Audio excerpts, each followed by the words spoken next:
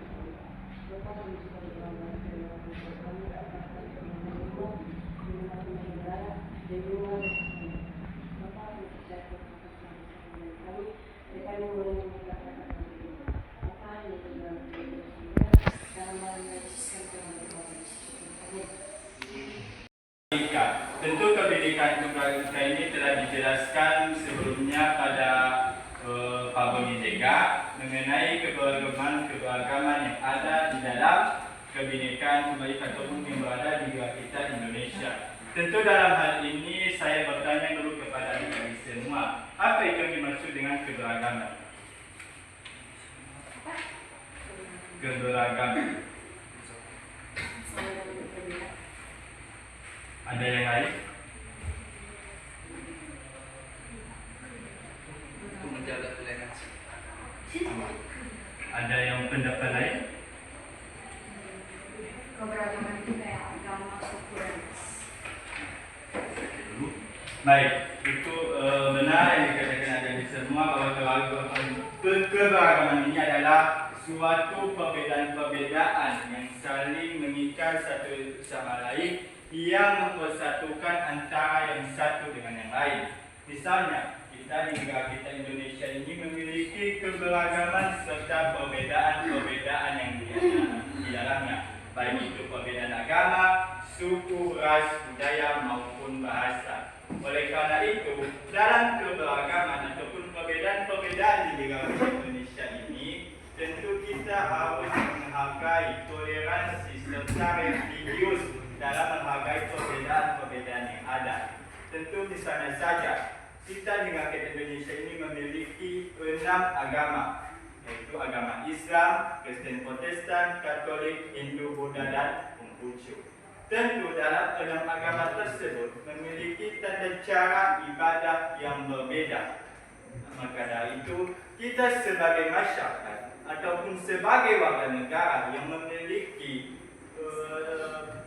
etika ataupun moral yang bermanfaat, tentu kita dapat menghargai serta menghormati bagaimana tata cara ibadah masing-masing agama tersebut. Tentu dalam keberagaman ini juga disebut dengan yang namanya multikultural. Apa itu multikultural? Multikultural ini yaitu suatu gabungan dari keberagaman yang ada di dalam suatu perbedaan. Misalnya saja, dalam suatu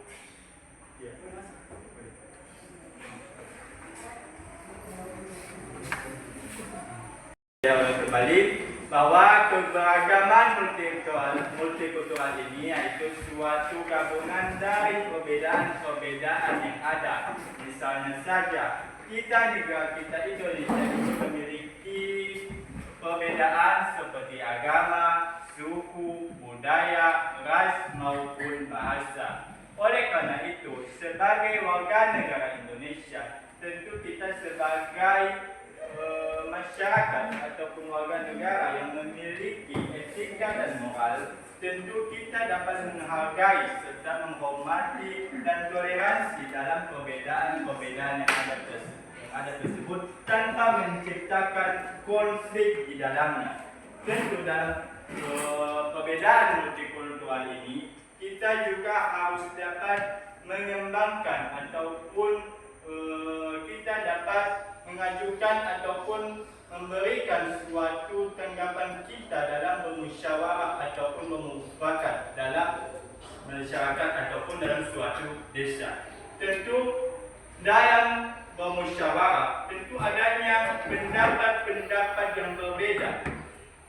Maka dari itu kita sebagai masyarakat yang berada dalam suatu kelompok tentu harus menghargai ataupun menghormati apapun pendapat-pendapat yang disampaikan oleh pihak yang satu kepada pihak yang menerima.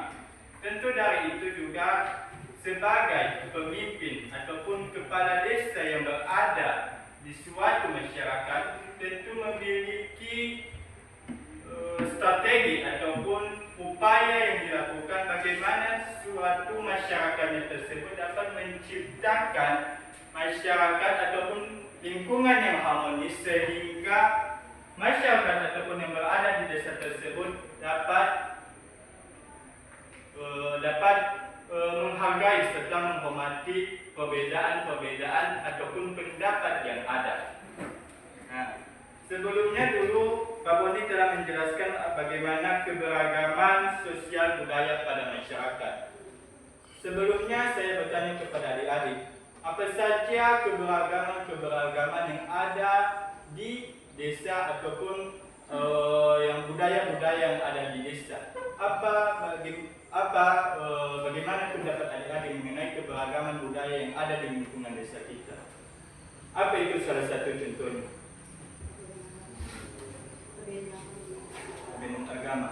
Tentunya, tentu dalam suatu budaya yang ada di lingkungan kita, tentu ada budaya seperti adat istiadat, seperti pernikahan ataupun kematian seseorang. Dalam suatu pernikahan contohnya apa saja budaya yang terdapat, misalnya saja kita di Nias, apa budaya yang mencerminkan keberagaman di dalamnya?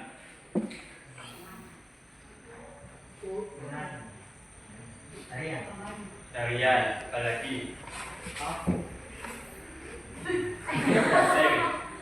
ya. Tentu dari itu adik-adik, tentu keberagaman yang ada di lingkungan kita ataupun desa kita, kita harus dapat melestarikannya kepada generasi yang akan datang, sehingga budaya-budaya yang ataupun tradisi-tradisi yang ada di desa kita tidak akan hilang, sehingga juga dapat berlanjut kepada generasi yang masa yang akan datang. Selanjutnya yaitu adapun dalam suatu keberagaman masyarakat yang berada, yaitu salah satunya ekonomi. Tentu dalam ekonomi ini yaitu tidak asing lagi bagi kita bahwa ekonomi ini yaitu suatu kebutuhan pokok, baik itu kebutuhan pribadi ataupun kebutuhan yang kita butuhkan dalam kehidupan sehari-hari. Misalnya saja kebutuhan ekonomi ini dalam kebutuhan pribadi, misalnya saja yaitu kebutuhan pokok seperti beras. Tentu dalam hal ini kita ataupun masyarakat tentu juga memerlukan yang namanya kebutuhan pokok seperti beras. Maka upaya yang dilakukan tentu itu merupakan tanggung jawab dari pemerintah. Maka dari itu, pemerintah yang akan menegakkan ataupun membedakan bagaimana strateginya dalam kebutuhan pokok agar masyarakat ataupun warga negaranya ini dapat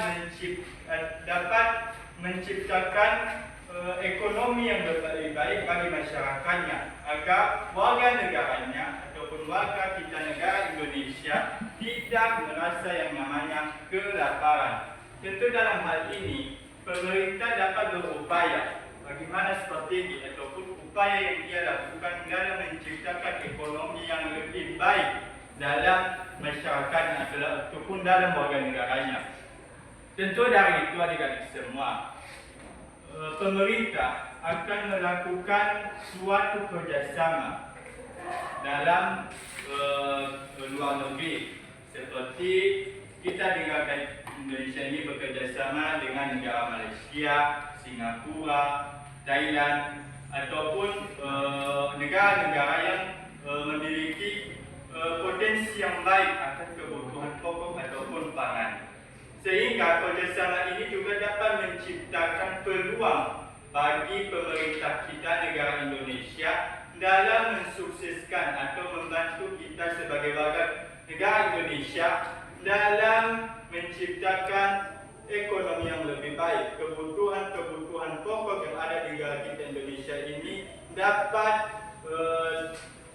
terwujud sehingga kita warga negara Indonesia ini dapat merasakan yang namanya kesejahteraan dan kemakmuran. Selanjutnya di sini juga ada keberagaman gender pada masyarakat. Apa itu keberagaman gender pada masyarakat? Keberagaman gender ini yaitu dapat dilihat dari peran kedudukan dan tugas laki-laki dan perempuan.